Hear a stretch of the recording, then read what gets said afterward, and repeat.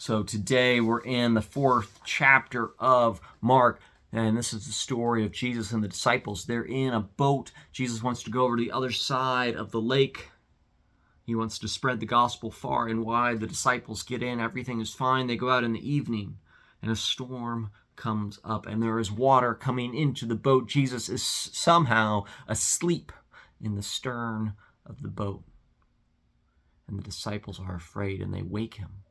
And they say, Jesus, do you not care that we are perishing? And Jesus rebukes the wind and the wave and rebukes the disciples and puts in front of them the single most important question that he puts in front of us is,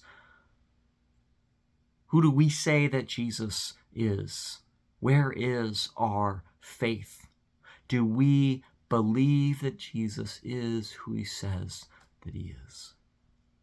Because if he truly is the Son of God, if he's one that speaks with authority over the wind and the waves, which represent the primordial chaos, this harkens us back to Genesis 1, when God speaks with authority, with creative authority over the wind and the waves. If Jesus is who he says he is, then all of our other questions are secondary. We're like Job, asking all of these questions about why these things happen. And yet, Job doesn't get an answer to any of those questions. And yet, he's confronted with the awesome authority and power and majesty of God at the end of the book of Job. And he worships because he realizes that he doesn't understand, but it's not his place to.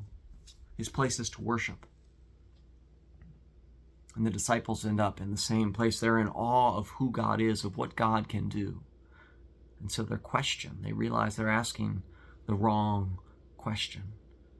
Who is Jesus? Is he truly the one who has authority? And if he is, then let us worship him and trust in the God whom we don't understand why things happen the way we do. We don't have a fullness of understanding, but if we can develop that trust and let God have that understanding, then like the disciples, we move on in our voyage closer to Christ.